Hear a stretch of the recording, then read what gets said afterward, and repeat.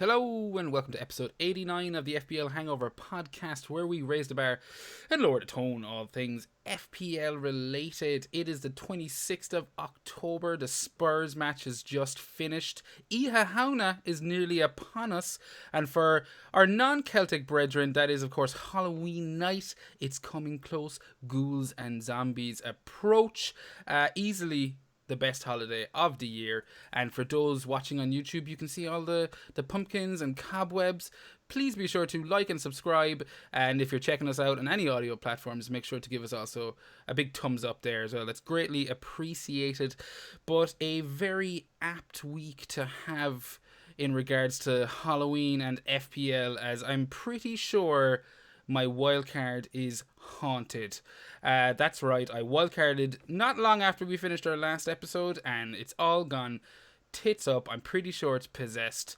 And here to help me exercise those FPL demons, he is the Mr. Howdy to my Pazuzu, also my podcast partner in crime, Seamus. How are you getting on, my friend?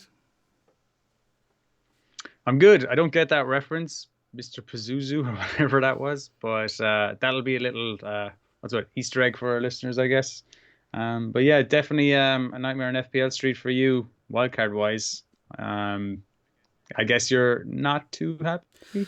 Will we start with that? Yeah, we might as well. I mean, just to go back, that's an Exorcist reference. Mr. Howdy being what Reagan called the demon, and Pazuzu being the demon itself.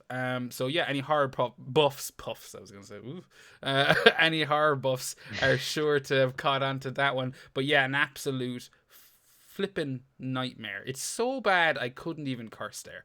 An absolute flippin' nightmare of a wildcard week for me. Yeah, I'm sitting on, I don't even know what my overall score is right now, because when I got all this shit ready, the Spurs match was still going on. Son was yet to have a goal, and Harry Kane yet to have an assist. So, yeah, I'm sure you're looking it up right now. I can see those beady little eyes of yours. I'm just gonna pull it up here and see if I can find it. There's the beady little eyes. How dare you? Let me just see if I can get the league. I'll take anything. Before tonight's match, it was a pretty dire affair. I think Dyer, there we go. He was one of the players I got out this week. And yeah, he did not play tonight, I believe. But if he had, he would have got a clean sheet. And that would have just fit in with the running theme of my team, my previous prior to wildcard team. I can't even speak, Seamus. That's how absolutely devastated I am. But do you want to know what you got? Yes, tell me what I got. What did I get? You just snuck into the 40s. Okay. You're exactly on the money. 40. I'll take 40. It was, as I said, mid-20s, and I would have been happy in the 30s. I've got 30s plenty of times. I think I've already got a 30 this season, so it's like, I'll take that. But 40s, I don't know if that's a green arrow or not, but what about you, Seamus? How was your FPL game week 7? Yeah, look, not a whole lot went too well for me this week, but by comparison to some of the other teams I'm seeing and some of the other wildcard teams I've seen, I can't be too disappointed. 51 points, made a couple of mistakes. My points came from Son today, 11 points. Looks like he's on for the 3 bonus. Kane got the assist for his goal, so that's 5 for him. Jimenez got me a goal and 3 bonus, which he's usually good for. Started McCarthy, he kept with him in my wildcard a few weeks back. He came up with a clean sheet, and Justin got me 6 points. Captain fail with Salah.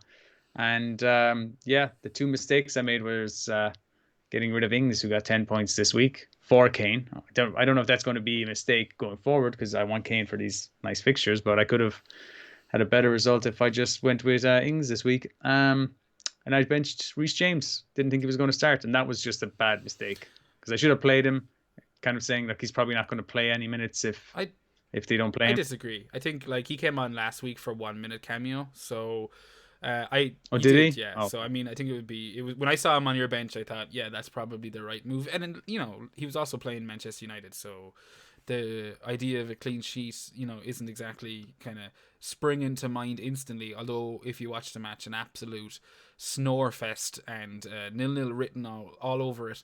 Yeah, that's not a bad week from yourself, Seamus. I think the reason I've called you here tonight, not that I wouldn't have called you regardless, but I want you to basically just hit me with the truths about my wildcards, what I did wrong, And are you like, did I make an absolute balls of it, or did I just get a bit unlucky this week?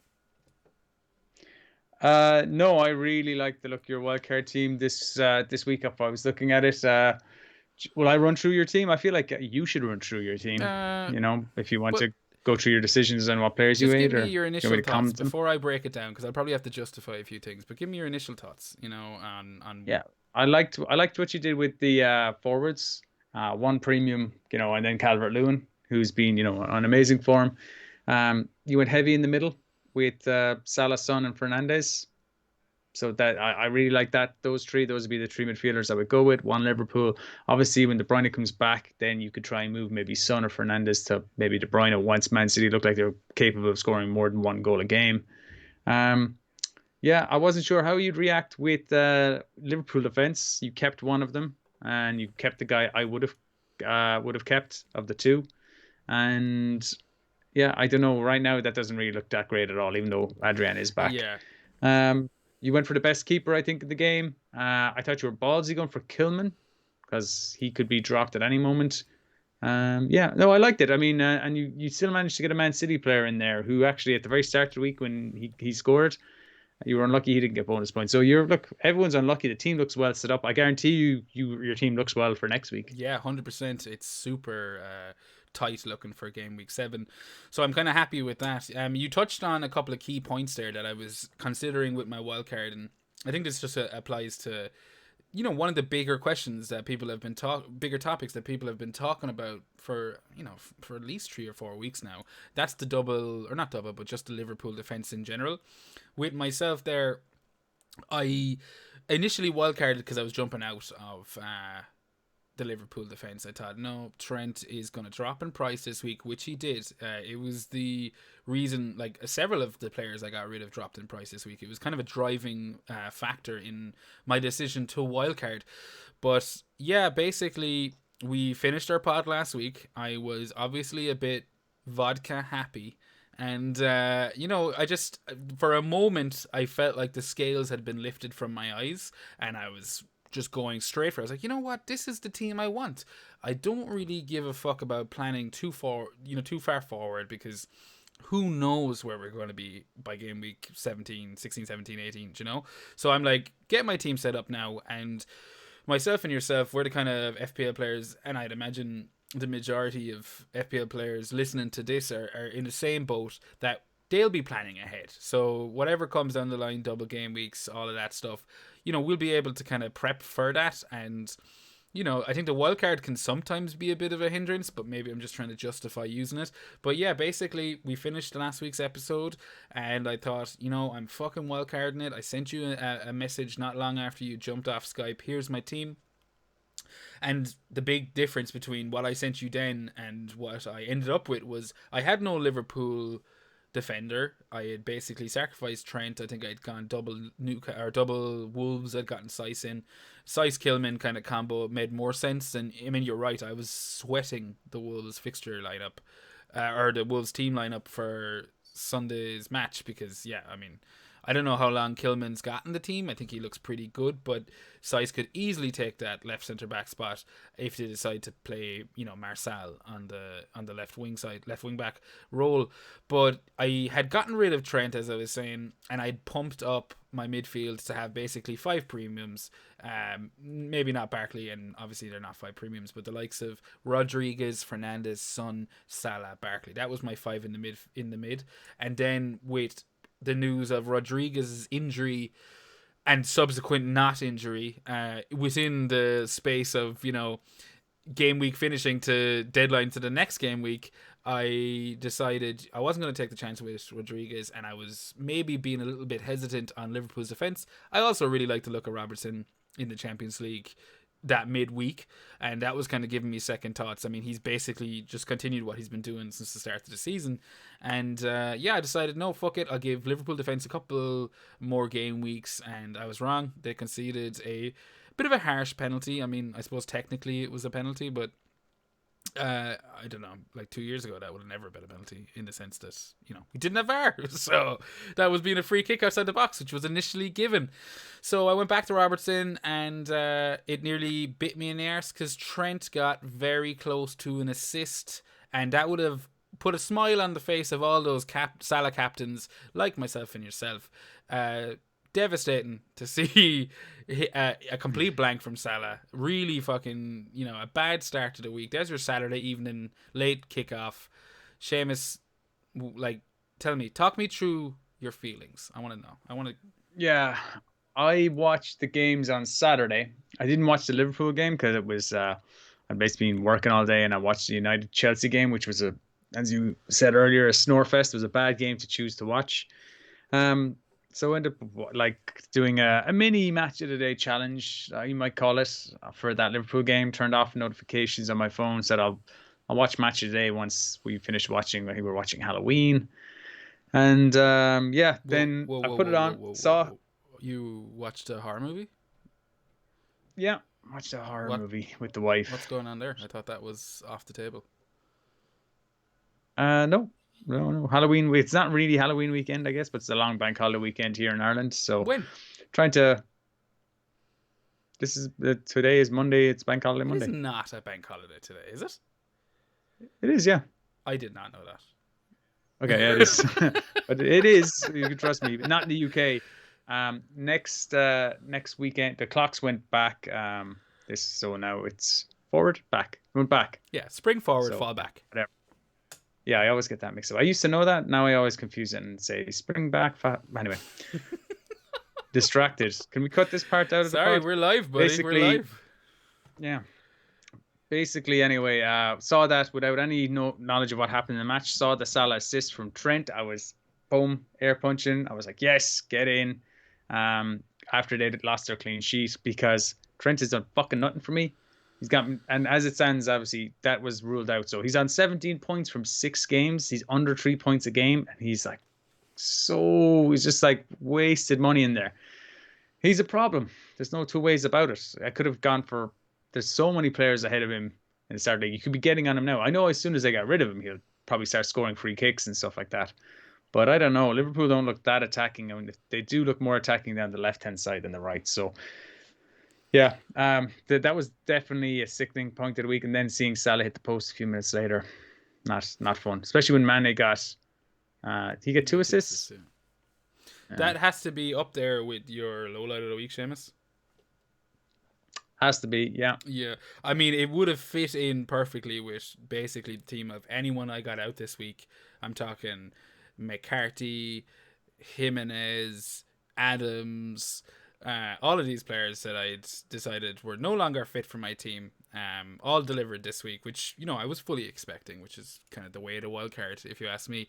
I've definitely had more wildcards go tits up than I've had successful, game week ones, but you know yourself. I mean, I'm preaching to the choir here, but basically wildcards are far more than a 1 week kind of setup. So hopefully it kind of comes good next week. And I did get the Son goal and Kane assist tonight, so maybe I'm kind of feeling a bit down in it. But in general, yeah, everyone kind of screwing me over that I got out of my team, and Trent would have been no different. When I saw that assist, I was like, oh, cool, of course he's chipped in with an assist. That's probably going to be 2 bonus points from now as well. And I wouldn't have been too disappointed, I suppose, with the Salah captain goal, but everyone had Salah captain this week, and if they didn't, it was Kane captain, and he was coming after the Liverpool match. So I mean, you don't want to be thinking about what that could lead to, Yeah, we were watching this game here beforehand, and we both kind of said it independently of each other. We're like, kind of hope I transferred Kane in this week. I kind of hope he does nothing. When before the Liverpool game, when Southampton had scored 2 goals and Ings had 2 assists, and I was like, crap, I just got rid of 10 points here to get Kane in. So I was like, as long as Kane matches, and then Jimenez hadn't played, and I was like, okay, I want Jimenez to at least match what Ings does. That way, no, it doesn't matter. They were my 2 options to get rid of him. And I was like, that way, if it doesn't matter if, who I got rid of.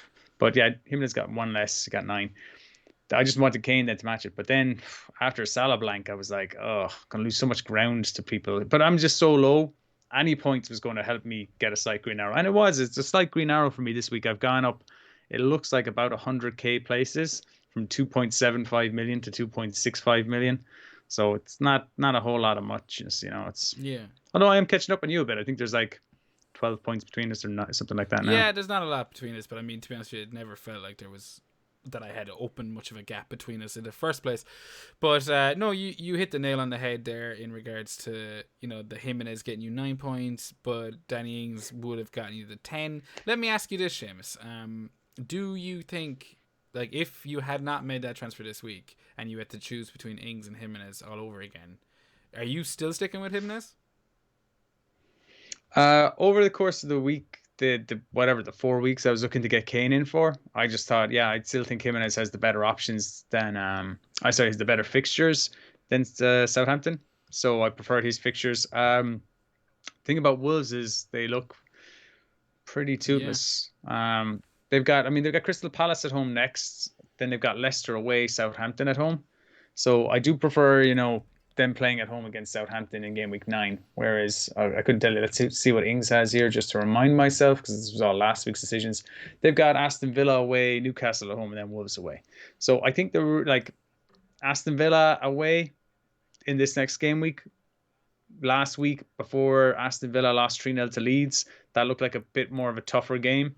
Wolves away in game week 9 is pretty tough. They don't give up too many chances. And the game they just had this week against Everton on paper looked like it was going to be hard. So, yeah, now that's one of his hard games out of the way in which he's got 10 points. His next 2 games could be pretty good. There could be a lot of joy there. Yeah. So, yeah, oh well, I made my decision, so I'm sticking by You it. made your bed and now you got to lie in it. I get you. I feel like this weekend, I mean, it's easy to dwell on, a poor post wild card game week, but I was also indulging in a lot of Schadenfreude. Most particularly in that Crystal Palace Fulham match, where again I had gotten rid of Mitchell for Kilman as my 4.0 option, and up until the 94th minute, Mitchell was keeping a clean sheet, and I was just kind of going like, well, there we go, there it is. So I'm wishing that Crystal Palace concede, and they do. To who? To Harrison Reed's goal. Or was it? No, it was Kearney's Yeah, goal, I believe. Kearney's goal, Kearney's but a goal, yeah. Harrison Reed assist, who was another player I got out in my wildcard this week. So, obviously he would have never been playing, but like, I was kind of laughing, delighted that Crystal Palace's clean sheet had been wiped out, because in my head, and this is something kind of in general that I've seen a few people talking about, is like, how long does Mitchell keep his place? So that's why I kind of jumped off him. I made a few bob, made my 0.1 or whatever point. I think it was 0.1. He's 4.8, I think now, and I got him at or 4 point something now. Made my 0.1. Jumped off him because I'm pretty sure he's going to lose his spot to Van Aanholt, but he gets pushed to the right back position, and Klein gets taken off. So the question remains: is Hodgson going to be happy to play Mitchell on the right? What do you think of that? Yeah, I noticed that too. Didn't obviously watch that game, but no, like I saw it on the commentary. I saw it on Twitter. I saw it in Match of the Day. So when Van Aanholt came on, that just pushed him over there with Klein going off. So you've got Klein, you've got potentially Mitchell, you've got Ward, I suppose as well. Is still kind of fighting for the right back spot now. And then you've got who's the guy they bought that we were all on at the start of the season? Ferguson, Ferguson. yeah. Yeah, so we got Ferguson then to kind of come into the fray too. So I think he definitely will become backup option at some stage. But let's see. I mean, I can't see Van Aanholt being just completely bombed out of the team, no matter how good this guy is. Roy Hodgson will do well. He'll want to keep people happy, but yeah, sooner or later, I haven't seen enough of Mitchell to say he definitely deserves it, because it's Crystal goddamn Palace. I'm not going to watch him that much. But Van Aanholt, we know what he can do. So they have picked up enough points in the season already that I don't think they need to be so defensive. They can enter games with a little less trepidation and kind of go, well, we can have a more attacking fullback now and see if we can get that can give us more options. Yeah, so I think his time will be up sooner or later. So I think he had to go. If I was on wildcard, he'd definitely be Yeah, on. I appreciate that, Seamus. That makes me feel. But not James Justin. Remember James Justin that plays for Leicester? Another cheapie we got at the start of the season. the news coming out from Leicester is that Pereira really won't return to play until closer to December. So we've got, if you still have him, then we've still got a bit more time with him. Yeah, He's a bit more I expensive. did hold on to him in the team. I just think Leicester are a top six squad, so obviously I want to keep my crazy cheap asset in there, and maybe from now on I don't put him on the bench because he sat there with a lovely 6 pointer this week. He got you the clean sheet, so you're laughing. But yeah, I think Leicester. He was my last minute swap for James. James had been in my team, and then I was like, "Nah, I just benched James." So I'm 2 points worse off for that. But had I thought of it, maybe I would have considered dropping Lamptey. But did you see that game earlier on Which today? one? The Brighton Oh, the game. Brighton West Brom. No, I was too busy earning a living, Seamus. Okay, well, Lamptey basically, when he gets the ball in certain positions, just sprints up center forward. Like, we've seen him do this before. He decides, I'm going to play center forward. And if the ball comes to me, and there's been times it just has been just a small bit like off, or he just hasn't got the ball. And you're like, if he gets the ball there, he's in on goal.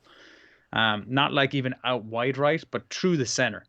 And yeah, it didn't kind of happen this week. And he didn't nearly get an assist, but he got down the right, and it was from his cross slash shot. I don't know what he was actually intending there. That ended up with the OG. It was never going to be an assist, but yeah, another day. If Brighton weren't so, they were terrible in the second half. Yeah. And we've got a question about Brighton later, so I don't want to go too much on it. But Brighton, they were terrible second half. They deserved to drop points, and West Brom probably deserved more from that game based on what I saw in the second half. Yeah, no, as I said, I didn't see it, but I had my eye on the score, obviously, and I was watching Twitter, talking shit about Lamptey's clean sheet, like far, far before the end of the final whistle, like to the point where I was just like, I don't even want to look at this fucking thing anymore. It was getting a little bit irksome, but he did lose it in the end, and that's just another example of how I feel.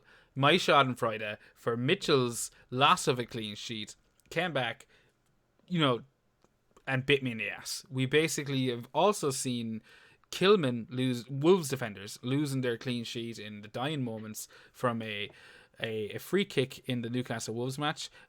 West Brom lost their clean sheet in the dying moments in in that match this evening. So as far as I'm concerned, I should have never have been so happy to see a clean sheet wiped out. I'll learn from this. Yeah, Kilman lost his clean sheet, but notably Seiss didn't. Oh, why had Seiss been subbed?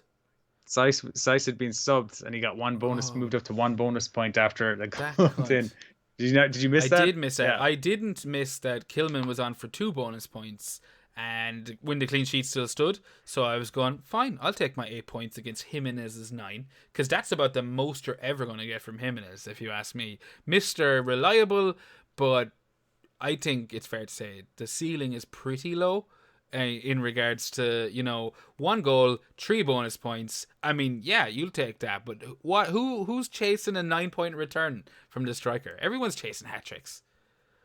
Yeah, the way it's going. Although it seems to be regressing a small bit now, looking at this week's fixtures. There was only one game that actually no game had more than 3 goals. There was only 3 games that had 3 goals, and only one team scored more than 3. So that was when Leeds beat Aston Villa 3-0. And there was your hat trick for your Patrick Bamford fans. Fucking great hat trick as well. Yeah, I didn't really think the kid had it in his locker, but his improvement in finishing is just crazy. Yeah, so much for Bamford can't score goals in the Premier League. He's really silencing a lot of critics that he had before the start of the season, and super kindly priced in regards to, what was he, 5.5 at the beginning. Now he's flying up. I don't know what he is right now, but I'm pretty sure there's been at least 2 to 3 price rises. So if he's not 5.8 at the moment, he will most certainly be 5.8 by the end of the week. And he doesn't seem to be at risk of losing his place. I think like that was the big worry for me, was that Leeds had signed Rodrigo, a starter in the Spanish side, and you were kind of expecting, well, I was expecting, and maybe this is sheer ignorance on my part, but I was kind of expecting Rodrigo to take Bamford's place, and that doesn't seem to be the case. He seems to be happy to play the 2 of them, and Bamford's laughing. Yeah, he's had 90 minutes in his last four fixtures now. You can only expect he'll have 90 minutes again in the next game after scoring a hat trick. 6 goals in 6 games and 2 assists this season. 49 Oof. points. It's an amazing return for somebody he was 5.8 at the start of the week, and then after his heroics, he's now Is 5.9. he 5.9? 9. No in. He's 5.9 now, but still like under 6 million. He's definitely one of those players to consider. And the fixtures, they're a bit mixed. Leicester at home, Crystal Palace away, Arsenal at home, Everton away. In fact, they're kind of bad from game weeks 9 to 11. But Leeds have already shown that they can mix it when they played Man City and Leicester. So, And Liverpool. yeah, I think, yeah, they are. Liverpool is what I meant. They've just got the energy to harry and hassle teams and close teams down, cause mistakes, turn the ball over. And yeah, they I don't know if they're going to score tons of goals, but so far they've been scoring a good few goals. They're probably overperforming. They're probably over clinical compared to how they were in the championship last year. They weren't known for being clinical. Um, Do you but and that may regress, but I still expect them to be that team, kind of like I mentioned to you pre-pod, kind of like Wolves, one of these teams that are like just causing teams a lot of trouble, going to be in every game. Bielsa seems to know tactically what to do against most teams. So yeah, their game against are they playing Leicester this week? Is that who they're playing? Or am I getting that the other way I around? don't know. Yeah, they Leeds are playing Leicester this week. That's going to be a really interesting tactical battle. Just like it's going to be watching like a game of chess. So I'm looking forward to seeing that. I think Brendan Rodgers tactically outsmarted Arteta this week. Well, I don't know Yeah, about but will that. he get the better of I didn't Bielsa? watch the Leicester Arsenal match but from what I did watch, i.e., quick highlights and reviews and stuff, it seemed that it was a bit of a snatch and grab from Leicester. Am I wrong there? Have I picked that up completely arseways? Well, the kind of bits of analysis I've seen seems to be more along the lines of that Leicester were happy to let Arsenal have the ball in kind of areas where they weren't going to do too much with it, and it gave them the impression that they've got lots of time on the ball, but without creating too much. Do I have the stats No, here? hopefully you don't. Oh, I don't Yeah. have it. No, I don't, and it's going to take too long to load up. But I think there wasn't a whole lot there that I think a lot of the commentary, at least on matches day when they were saying, was waiting for Leicester, just waiting for Arsenal and frustrating Arsenal, waiting for them to kind of let their guard down until they could get enough time on the clock and be in the game to bring on Jamie Vardy and make the substitutions and the changes that would allow it. And they kind of played Harvey Barnes as like center forward in that Yeah. game, so I was delighted pre-game to see that he was starting up there, and him and James Madison kind of changed that around a small bit. But yeah, Harvey Barnes, if he gets a starting role at center forward the odd time, be a nice player to hold on to. But he didn't do anything for me in the end Yeah, anyway. so I don't know how nice a player he will be to hold on to. I mean, I won't lie. You gave me a bit of stick about my, no, you were pretty fair. You said you liked my wildcard team, but you gave me stick about my results this week, which completely deserved. But I'm looking at your team, and my instinct is that it's a bit of a shit show right now in regards to. Bites is true. Yeah, I'm like looking at Barnes, Trossard, James. I'm like, I don't want any of these players. What Yeah. what's your way out, man? I think a Yeah. gun is the only way out. Pills, Maybe maybe. pills. Um, no, I mean, I really this week saw Trossard coming up against West Brom, and I was like, yes, this is the week Trossard will do it. Come on, you little horse. He's got 10 points in the 3 game weeks I had. He got me assist one week. But anytime I looked at the match, he was firing a shot on goal. This game, but nothing came of it, and he got hooked again. He And got his 1 yeah, point. next He game got his clean sheet, which is more. he got his clean sheet. Yeah, he got the 3 points, so that wasn't too bad. So his next game then is against Spurs next week. Don't hold out too much hope on that. Then they're playing Burnley at home. Probably hold on to him for the Burnley game just because I've got probably want to. I'm probably going to roll my transfer this week anyway. Probably I don't think I've any plans for it. Barnes is against Leeds. I don't really know what to make of that fixture. I suspect it's going to be a tough one, but then he's got Wolves and Liverpool. He's 7 million. He's not doing the business. I'm probably just going to get rid of him. But yeah, and you said James, and I want to get rid of James this week. I'd love to get in Sice. I can afford him. But I just don't know. This is why I thought when you did your wild card, your first draft that you showed me when you didn't have Robertson in it, you had Sice, and you had Kilman. And I was like, that's good because if Kilman does lose his place, he's only 4 million. Doesn't matter. Bench fodder. Sice is back there. If Sice loses his place, you know, then you're going to have Kilman playing. So you're basically locked into one Kind of Wolves player, handcuffing them. and yeah, you're kind of handcuffing them. And there's weeks like this week where you could have both, and get a double. Or And this or was a week not, to play as the both. case may be. Yeah, well, we would have got one, but yeah, it didn't kind of work out, but it still would have worked out better than going Robertson over Yep. Sice, short term at Yeah, least. that is a bit of a dig, but it's deserved.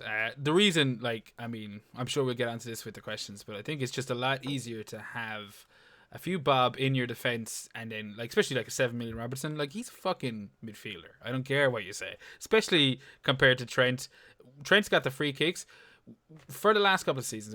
I'm just gonna touch on it really, really quickly because I'm sick of talking. It's been like 2 years of talking about it, but we've been talking about Robertson versus Trent, and it was always like, look, Trent's got all the set pieces, he's got the free kicks. That's not the case anymore. Robertson is taking his fair share of corners, maybe not so much the free kicks, like shots, like, direct free kicks, but he is taking some of the corners off of Trent, and for that, 500,000 less. To me, he seems like if I'm making my team right now, like, well, I'm taking Robertson over Trent. Uh, Yeah, I will say this though about corners with Van Dijk no longer in the team. Corner, they're less of a threat from corners now. 100%. But that does apply to both Trent and Robertson. But yeah, no, I get your point. I take your Yes. point. But we've been yamming on about our teams long enough.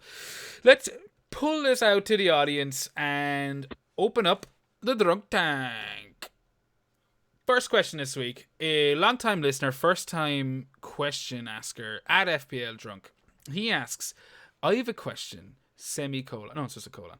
Now that you've balls up your wildcard, at least for its first game week, will you stop giving me grief about wasting my wildcard? And I like this question. it's a fair question, and I'm pretty sure you knew the answer when you asked it, but it's a fair question. No, Seamus, I won't give you. It won't stop giving you grief about wasting your wildcard. I think I've already thrown it in the sense that I'm looking at your team right now, thinking, "Oh, I wish I had a wildcard for that team." I want to get off of those. Yeah.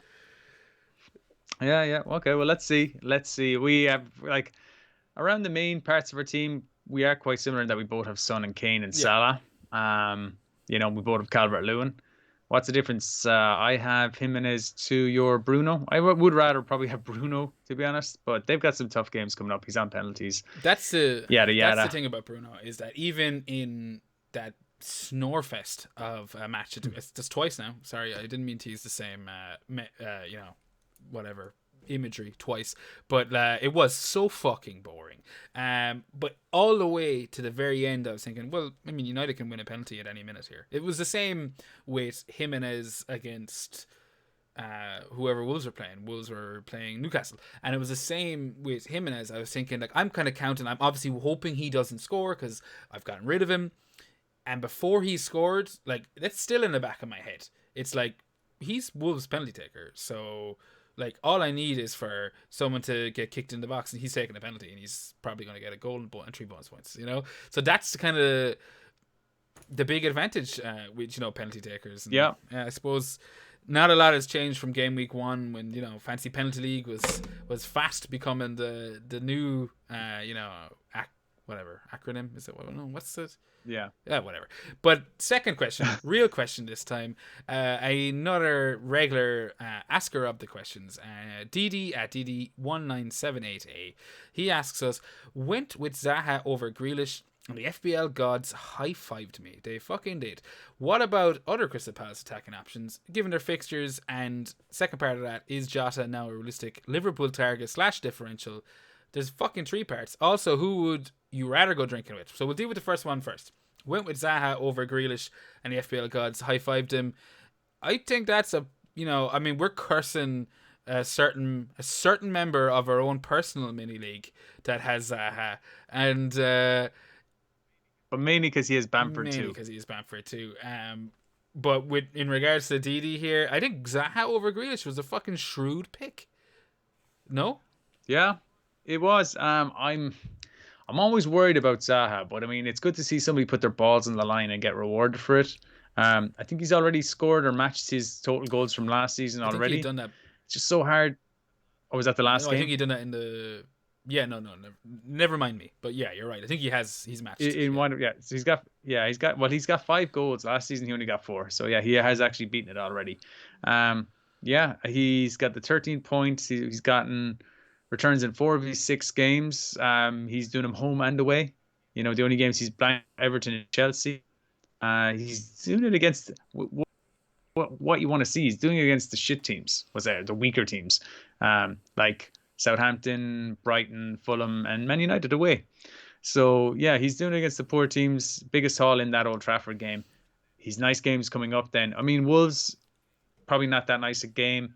Leeds, that remains to be seen. But then he's got Burnley away, Newcastle at home, and West Brom away. Now Burnley looked a lot more defensively sound against Spurs today. And geez, I wouldn't want to watch any of these games because I just never think Crystal Palace are good for a goal. They don't try and attack. Like the game against Brighton the other week, they got one shot on target and that was a penalty. No shots But from open play. he is on penalties.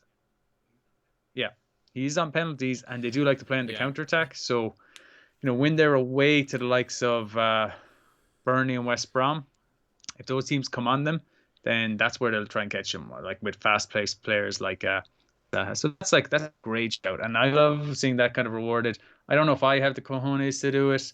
I still think Jack Grealish is probably a really good shout as well because he's playing as a forward. He's classed as a midfielder. So yeah, they're both great. We get Yes, them yes, both. yes. And for those watching, you'll have seen Seamus' screen turn miniature. That's an issue we've been having prior to recording. I should be able to fix it. But getting back to Didi's question, no, I agree with pretty much everything you said there, Seamus. But he asks, what about another Crystal Palace attacking option, given their fixtures? So you're not too impressed with their fixtures. I'm the same. I don't think they're great. I do think that, like, basically you have the talisman, the Crystal Palace player to have. So I wouldn't worry about trying to double up there. Like it's basically Zaha or nothing as far as I'm concerned, Seamus. Yeah, I mean, I think you picked them up wrong there. I think their fixtures are really good. The next two not as good as Oh, the I following wasn't three looking. after that. I was But just all in listening all, to like you, and I thought you were talking about like some heavy like wolves and stuff. I was like, oh, is that tough? That's tough. no, yeah, so they've Wolves next, so that's not a great game. But then it's like on the fixture ticker, at least they're all green. Leeds at home, but I think that's probably not categorized correctly. Leeds at home probably isn't a great game. I'd fancy Leeds in that one, if anything. But then you've got Burnley away, Newcastle at home, West Brom away. So I mean, they are pretty good. But I can't get on a second attacker. They never look like scoring more than 1 goal a game. I get on Zaha, but like, who else are you going to go for? Is there anyone No. there? Townsend? Yeah, no. That's a risk. I'd only go for Townsend if you can't afford Zaha, like you need a 6 million player or something No, like that. But I think you there's no one smashed it, that Didi. stands I out. think you need to stick with your Zaha pick and run with that because he's going to be the one. Fuck off the Yeah, rest. fuck off the rest. Second part of Didi's question, Jota, now a realistic Liverpool target / differential? For me, that's nope, not at all. If maybe no, No? maybe if he starts the next couple, like because we saw this week, which was a bit of a surprise that Jota started amongst the trio of Firmino, Mane, and Salah, and I was not expecting that, and he did get his goal, a fucking header, which is the last thing you'd expect from the little man himself. But I don't think so. Not for me. I don't want any, like, if he gets a run of 2 or 3 starts under his belt, I'm going to start looking at him. But at the moment, I don't think so. What about you, Seamus? You agree? Disagree? I think he's an interesting option. I'm just looking at his average position map there and his price in FPL. Like he's priced at 6.3, so that's really well priced. We know he can score Yeah. goals. He did it with Wolves.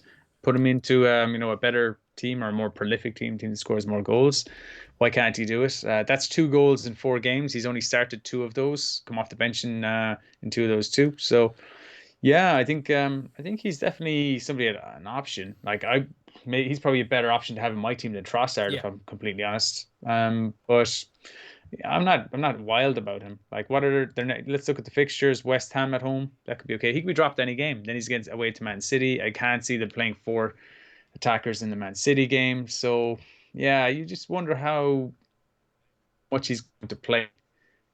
as you said, I think Firmino's place is in danger Well, of Firmino to be also got a honest. goal So this week. if he's thinking of rotating Firmino out, yeah, but I think he hasn't been playing very well the last few weeks. So it could be a case that he could start being dropped. It doesn't have to be all four of them in there. I like it. I think it's that sort of outside the box thinking that I think can reward managers. So I'm not gonna be as negative on it as yourself. But not for me. From just the way I play the game, I just see that as a future transfer Yeah, waiting to no, I happen. completely agree with you. And the last part of DD's question: would you rather go drinking with Tommy Shelby or Tony Soprano? Now, Tommy Shelby, or Shelby, should I say, is Peaky Blinders. I will straight up admit that I have not watched Peaky Blinders. I will, though. It looks pretty fucking good. But so for me, it's going to be obviously Tony S. What about you, Seamus? How are you with your Peaky Blinders / Sopranos knowledge? I haven't seen Peaky Blinders, so I was also going to say Yeah. Tony Soprano. Also he's just a boss, great character in TV. I got to say Tommy Shelby though, because if you're going with Tony Soprano, then I'll just distract Tommy Shelby. He's meant to be. I've heard a lot of people saying he's a great character as well, but I think he's a bit more of a psycho, is I don't he? know. They're both kind of psychos, but I do think Tony Soprano is trying to live that more normal life. I think Tony rewards loyalty, unless of course you're gay, in which case he has none of that. So spoiler alert if you haven't watched Sopranos. But I think he rewards loyalty, and I'm all about that shit. So I will go with Soprano, but that's mainly because of my ignorance with Shelby. But Peaky Blinders on the watch list. Dee, thank you for reaching out with the question. Next question, Seamus, and I'm struggling here because I'm constantly changing the size of your screen. It keeps just going blah blah blah blah blah. Is he No, it's changing like for again? what Oh it is, God, leave it as it is. But what is like, I just love to know what's causing it. We had similar issues in a past episode, but let's not dwell on it. Second question, Seamus, and this is from we've done Dee. It's time for another regular nuclear atoms at atoms_nuclear. He's a bunch of questions as well. He asks, I have 2 free transfers, but I don't know which area I need to strengthen in my team. Now I haven't prepped his team image. He did send it in, and I believe you looked at it, Seamus. Yeah. I have it here. Is there any immediate areas? Because I'm looking at it, and he does in the second part of his question talk about Pulisic. He's kind of the first thing that stood out to me in regards to maybe I don't want 8.3 on a midfielder who hasn't got an attacking return yet. But from you quickly, is there any immediate areas that need strengthening? Does he have a Trossard or a Barnes in the midfield? No, his team looks solid.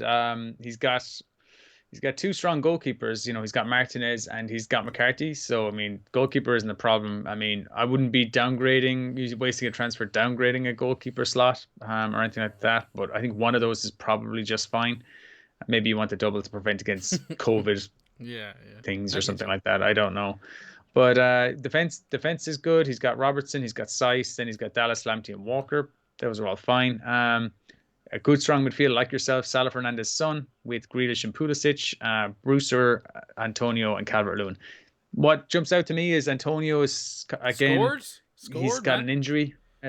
He scored again. Yeah, no, he's brilliant. He's brilliant. I am looking to get him in. I think is it in the game week 9. 9 their That's fixtures no, swing it's game or is week. it game week I'm 10? gonna say Keep getting it 9 mixed up. because that's also why I have Foden in my Yeah, team, it's 9. because Foden's gonna become Suchek pretty fucking fast, and that'll give me a few bob. But yeah, you think Yeah. So I mean, if Antonio, I mean, there was doubts he was kind of flagged before this game. If he keep an eye on that, if he's looking like he's injured, then he's got 0.3 in the bank. He could become someone up to 6.6. He could become Bamford. He could become Watkins for Villa, things like that.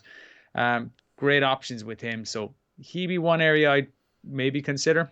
Another area you could consider then is the but Pulisic Pulisic is a shout. pretty decent fixture this If you week as well. wanted, So I mean, like, I'm not like yeah, I think your Antonio yeah. shout is far, like, that is a good. I actually forgot he had picked up that knock, but like with I'd be waiting till the end of the week to see what the pressers are with that. What's Moyes saying about Yeah. Antonio? If he's out, yeah, fuck it, man. Like, you've got 6 point odd there to spend on the striker. Looking at this week's fixtures, as you mentioned there, Ollie Watkins has a match against Southampton. I think that could be a fair shout. We talked about it after the Villa Leeds game, and I was kind of saying that it might be a little sickening to not own a Bamford right now, but as someone who owns Brewster, because I decided to cut that extra striker spot and put that money elsewhere. I want an escape plan, and the likes of a Bamford, the likes of an Ollie Watkins, even going back to Shea Adams, who, as we already mentioned, fucking got another double-digit haul this week. I think so. Got a goal and assist anyway.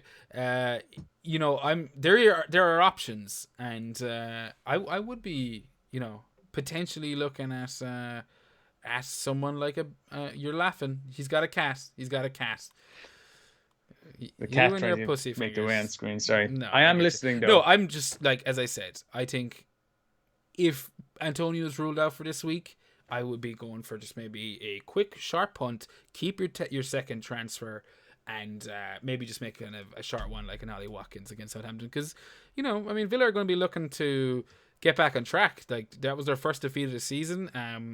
A pretty strong defeat, or you know what I mean, like a pretty convincing defeat from Leeds this week. So I don't know, maybe something like that.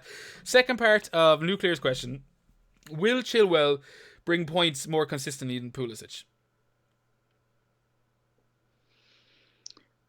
I mean, over the course of the Yeah. season, you're going to say no. You're going to expect Chelsea to kind of score a lot more goals once they get the rhythm going. Defensively, they don't look too good either. Okay, it's different when they play five at the back, which Frank sometimes tends to do against the bigger teams, because he knows that they could leave in goals and stuff like that. So he's trying to prevent that. I think I would ultimately probably prefer to have Chilwell in my team right now over the next few game weeks, and then I would, but I think not consistently. I think Pulisic will do better. He's priced more.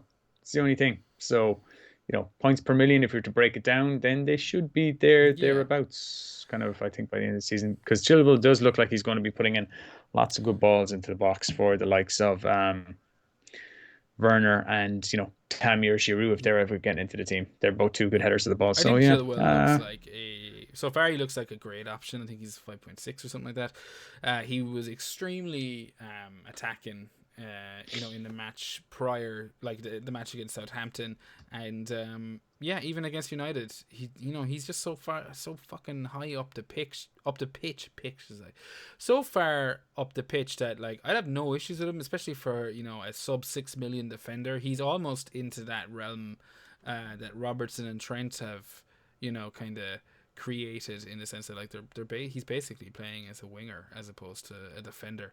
Pulisic, like, we know what he's capable of. I think I want to see something from him first,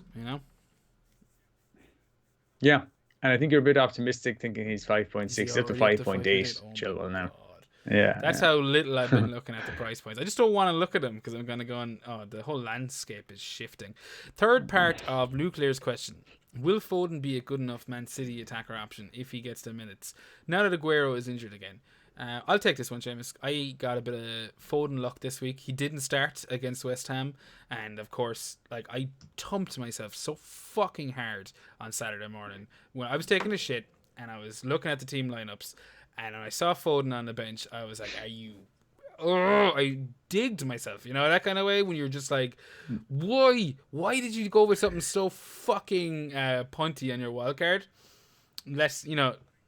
So you're just putting that out there, the mental image of you sitting on the jacks, taking a shit, digging yourself in the face or in the leg, digging yourself in the thigh. I was angry, and it was a bit childish of me, and I'm not proud, but I am, I'd like to think that everyone listening to this is my FPL family. No pun intended. And I did. I gave myself a bit of a dead leg over it. I was really angry, and 60 minutes later, I was not so angry, and I nearly gave myself a dead leg again, but for all the right reasons.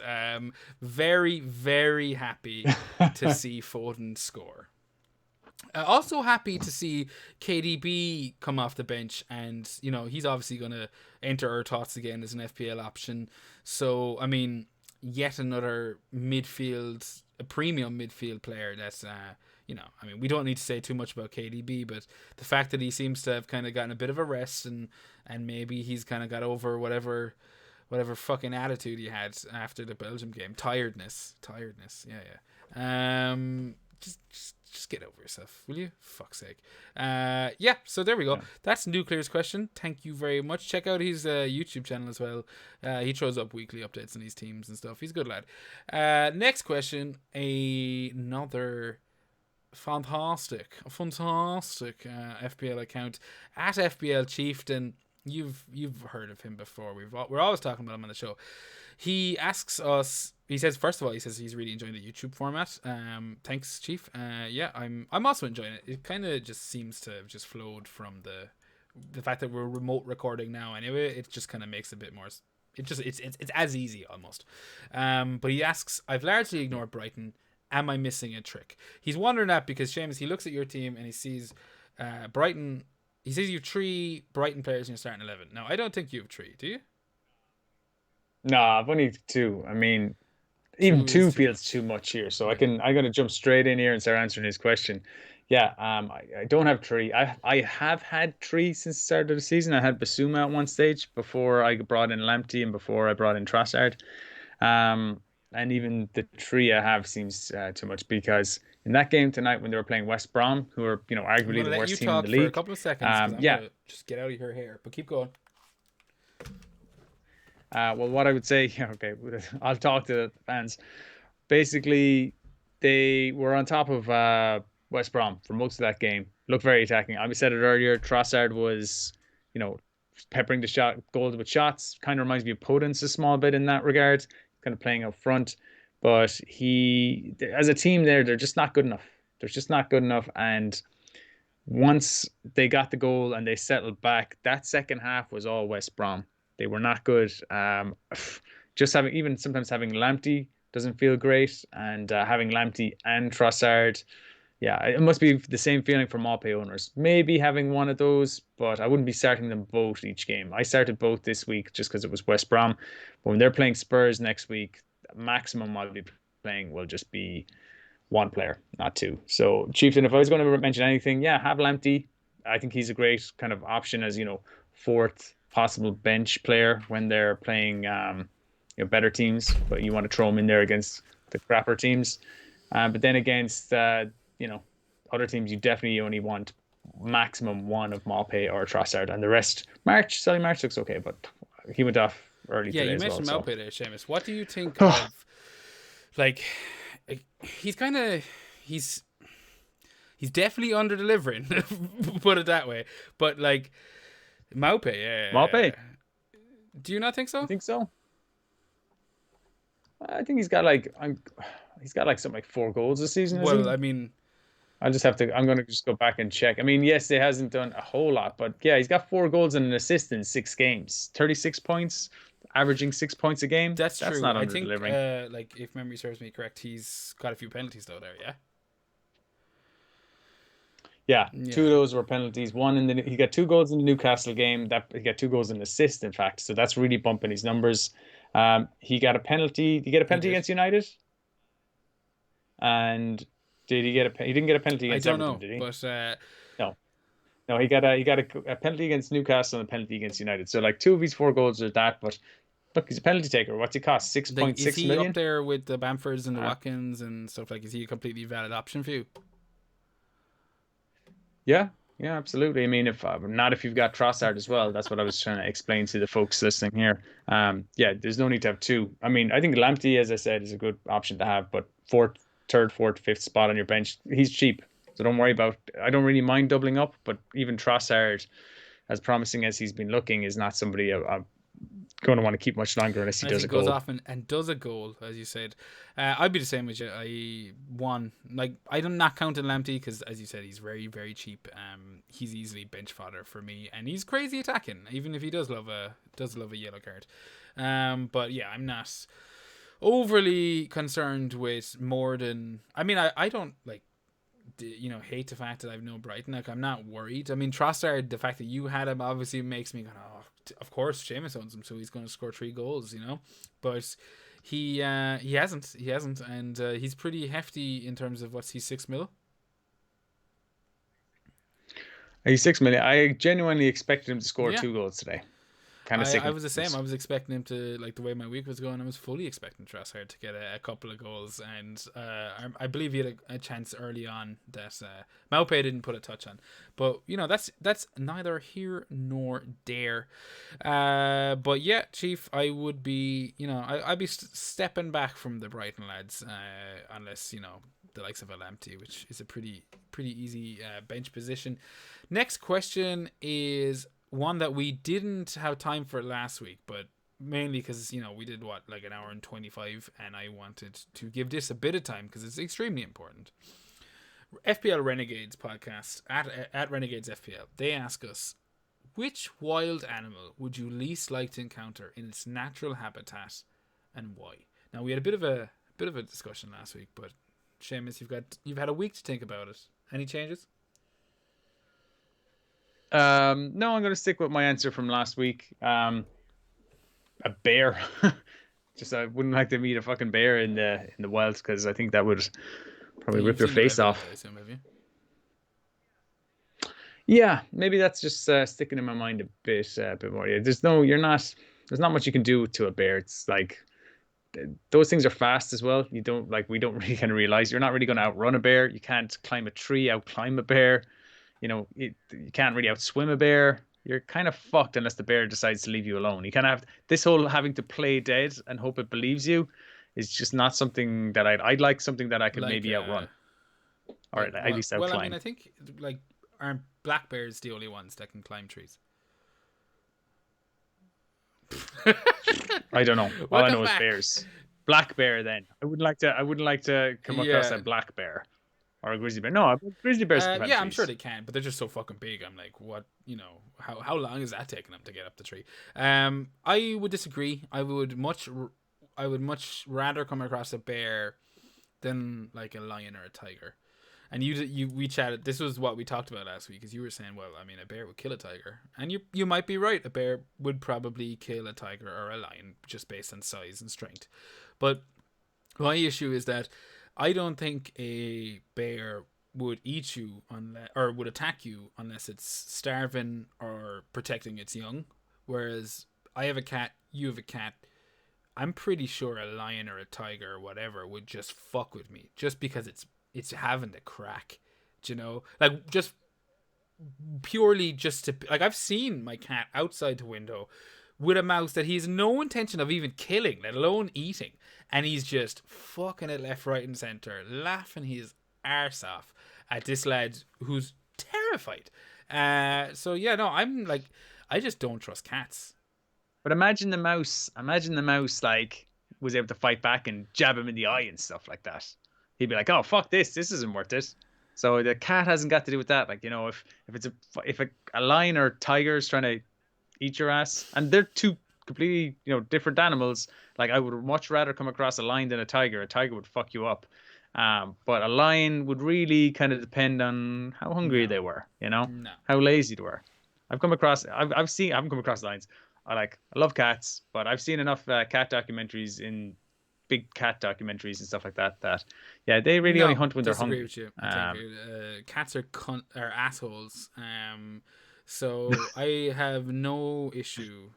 With believing that a cat would kill me just for fun, even if it wasn't hungry. I think we'll have to agree to disagree. But I would also like to stipulate through that we ruled out subaquatic animals or aquatic animals because, I mean, why would we want to be in a natural habitat with like a shark or something? That's obviously the one that's going to make the most bits of me, because they can breathe under fucking water, like, so it's like that's me done. So yeah, I'm going tiger / lion, whatever continent we're in.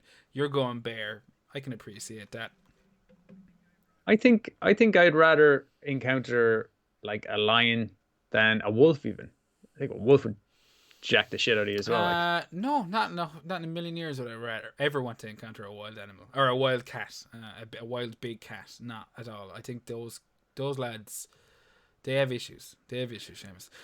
But we'll leave that for the next one. Our okay. last question, and it comes from FPL Linguistic Llama at the Llama Lounge. He asks us, If you were head of FPL Towers and you were to make a change to FPL, what change would you make and why? So you're playing God, Seamus. You're FPL God for a change. What is it? Oh, I've thought about all the little things that I've thought about over the years, and I think in an effort to Yeah. keep the game simple, I don't want to introduce too many extra chips. There's lots of different chips we've discussed in the past that could be interesting to bring in, and um, different change adding positions. I think I would just get rid of chips, Just daddy your chips, no chips, you're saying. or I might just get rid of maybe I just get rid of the captaincy, like in draft, and keep the chips but no captaincy. Okay. Because it's like the game, it's like two different games each year in FPL. And the year you do really well and you get good ranks is when you nail the captaincy game each season and you also nail the transfers game. Whereas if you just had to worry about transfers, then there wouldn't be, yeah, this whole like you could be nailing your transfers but getting your captaincy wrong, and then you're just floating around mid-table. And people who got like shit teams but nail their captaincies each week because they just get that one or two players in right each week are doing flying it as well. So I mean, I would just kind of go right. Let's separate the good managers from the bad. Get rid of the captaincy variants, and just still have your chips. Okay, still have your wild cards. Still have your bench boosts, but no captaincy and no triple captain as well. Yeah, or maybe maybe keep the triple captaincy chip There's no captaincy, for so once. uh, Yeah. Yeah, but as I said, so once a year you get to choose when you want to play a captain, and it's I a like triple it. captain. I like it. And or maybe one before Christmas, one after Christmas. That's the only time you can have a captain when you use Yeah, a fair chip. enough. I'm the opposite to you. We've had this conversation a couple of times, and I'm always like, more chips, more bullshit. Just fuck it all in there. The more nonsense, the better. And on a more serious note, I think like you can look to the likes of other draft games that incorporate like Sky, like and stuff like that, where they have like center defensive midfielders and all that kind of shit that actually makes a difference. We've talked about how anyone outside the attacking and anyone in between attacking and defense are essentially non-existent FPL options.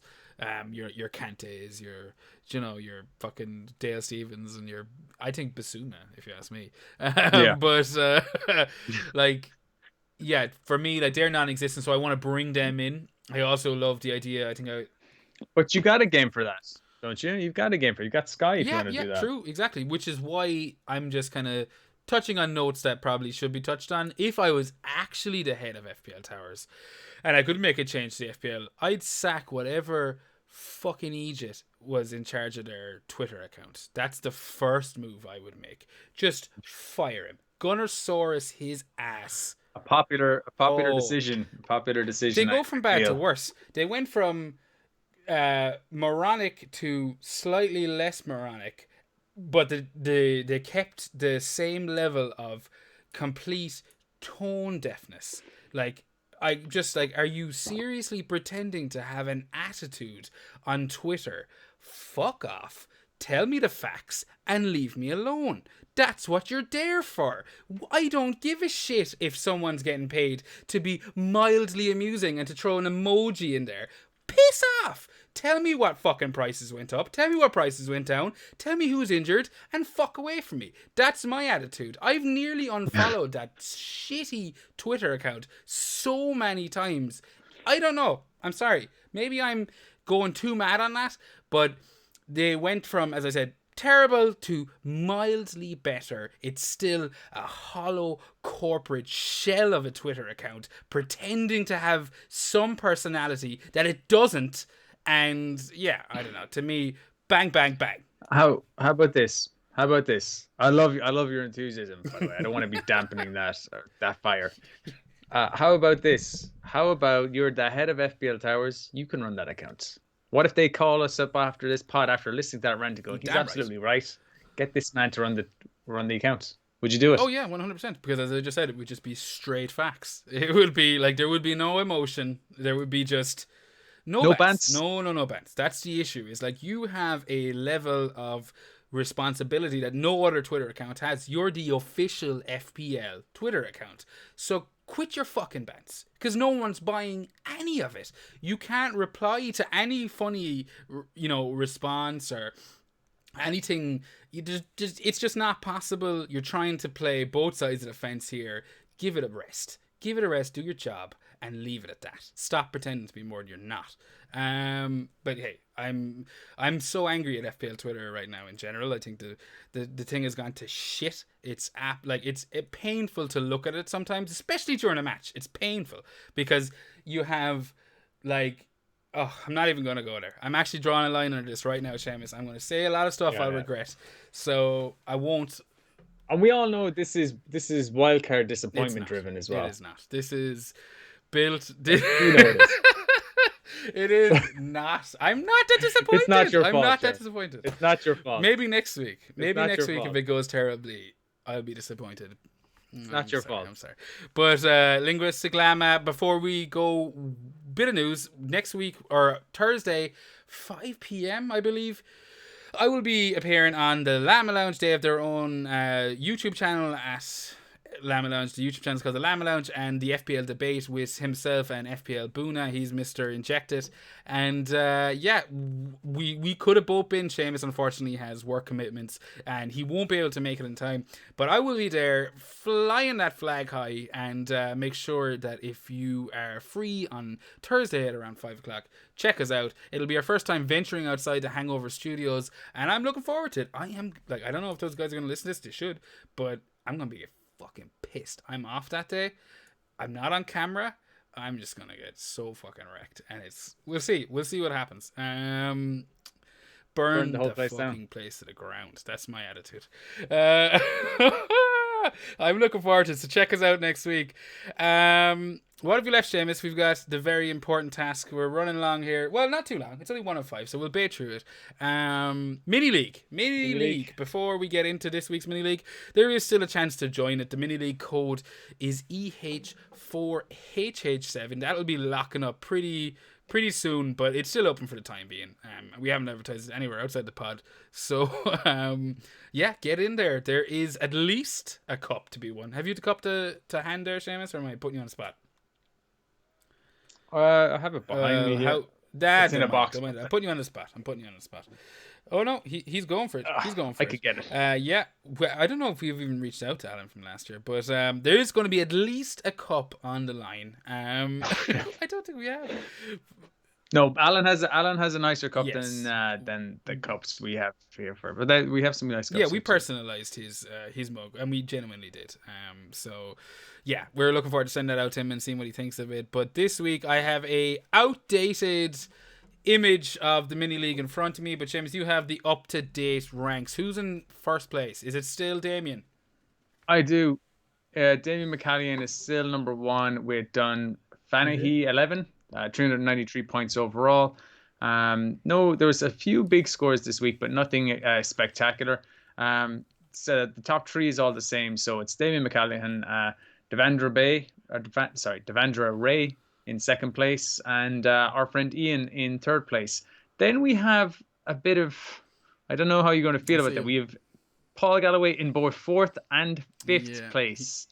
2 teams. We're gonna have to reach out to Paul here and say, hey buddy, we're gonna have to choose one of these and then boot out the rest. I reckon we don't reach out to him. Both teams played wildcard this week. I reckon we don't reach out to him. We choose, and if he's an issue with it, he knows where the fucking door is. I think because they're both similar in price, whichever of his teams is his main team, if we look at his history, we keep that one. That's what's going to happen. You can't have 4th and 5th, Paul. I'm sorry. You're going out. He has taken and knocked down the FPL Chieftain, Damien Fowley, down to 6th place. Then you've got Ben Rim in 7th, Andrew IB in That's Drew 8th, from Renegades. And then that's Drew, yeah. And then you've got new entry into the top 10. You've got Jamie Sanford, who's moved up from 15th to 8th, as well as Alan Jennings, who's moved up from 16th to 8th. And then that's our top 10. There's a joint 3 people in 8th place. So yeah, our friend Steve Scully made a huge jump this week and went from he's up to 12th from 26th. So I'll give a special shout out to him. He also requested that we only refer to him as Steve Source Rex. So yeah. We'll just cut that first part out. Actually, we'll just cut it all. When you make demands like that, you automatically put yourself in the firing squad. Absolute out of line demands. In the just to clarify, in the firing No, line or the firing firing squad. squad? Because in the firing squad, Yeah. oh, Bang okay. bang. Just like your man from the FPL Twitter account. But we can leave it there.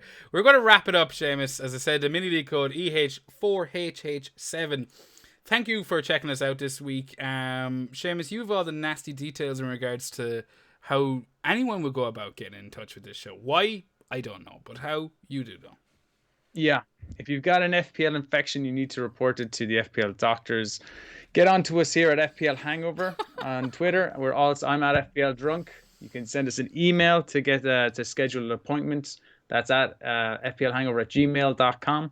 We're also on YouTube. Check out our channel. Like Jer said earlier, like, rate, subscribe, retweet, any of that stuff. Recommend it. We're on iTunes as well this year, and that's a relatively new one. So we try and get some positive ratings. If you like the show, you listen to it on iTunes, please leave a review. 5 stars, nothing less. Nothing less and nothing more. We don't want to hear your negativity. I mean, yeah, I'd take a bit of negativity. I mean, we do via email, but like not on the iTunes store. That's not the place for a constructive No, it is criticism. not. It's only the place for cucking or sucking. Twitter is. Yeah, that's it. We will leave it there. Seamus, you give him everything. I want to wish you all a happy Game Week 7. Enjoy your Halloween night.